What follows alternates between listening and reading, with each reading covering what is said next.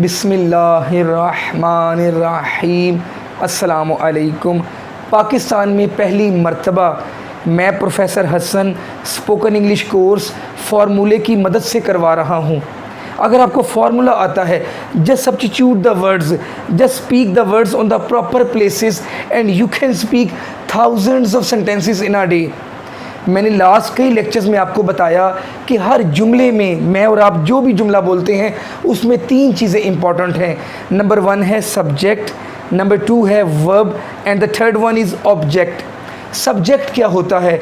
जब हम किसी भी शख्स की बात करते हैं, अगर हम किसी लड़के की बात करते हैं, हम बोलेंगे ही इज़ अ सब्जेक्ट। अगर हम अपनी बात कर रहे हैं, हम कहेंगे आई इज़ अ सब्जेक्ट।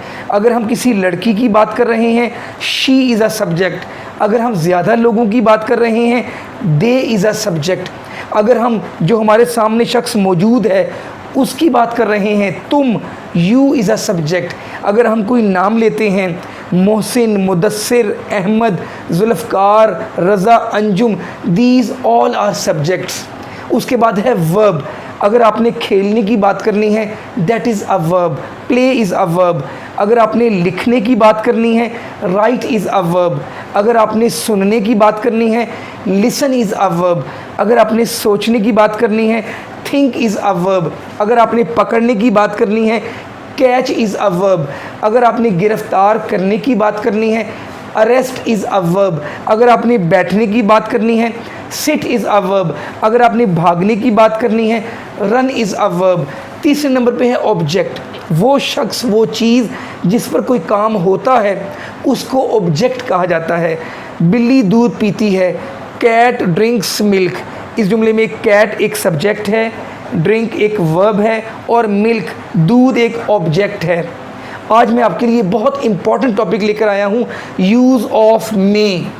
इस स्ट्रक्चर की मदद से you can speak thousands of sentences in a day without any hesitation. Let's start. That is the formula given by me. Just substitute the words. The first one is first form of the verb. सबसे पहले आप verb की first form बोलेंगे, then you will speak object, then you will speak so that, and then you will speak subject, then may, then first form of the verb. At the end you will speak object. That is the formula. You will have to learn that formula and just substitute the words on the proper places and you will speak hundreds of sentences in a day.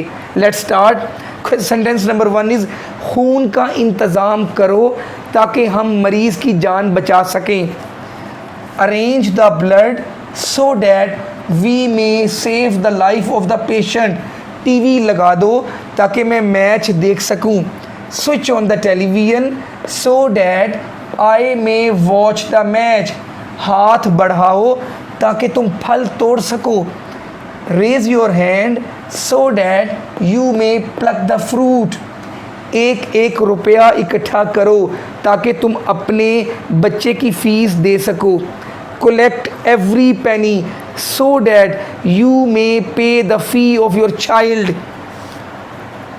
दिन रात मेहनत करो ताकि तुम आवाम को सहूलतें फराहम कर सको। Just substitute in the formula. Work day and night so that you may provide the facilities to the public. Next one, traffic को रोको ताकि हम एहतजाज कर सकें। यहाँ पर वर्ब है block. Block the traffic so that we may protest. दरवाज़ा खोलो ताकि मैं गाड़ी पार्क कर सकूं। Open the door so that I may park the car. इस किताब का मुतालिया करो ताकि तुम अच्छे अल्फाज सीख सको। Learn or study that book so that you may learn good words. Light बंद कर दो ताकि बच्चा सो सके।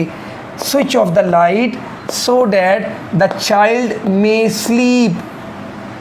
दूध बाज़ार से ले आओ ताकि मैं चाय बना सकूं। Bring milk from the shop so that I may make tea. गरीब को ज़कात दे दो ताकि वो ईद के कपड़े बना सके। Give alms to the poor so that he may purchase suits for Eid. तमाम फार्मूले ज़ुबानी याद करो ताकि तुम तमाम सवाल आसानी से हल कर सको।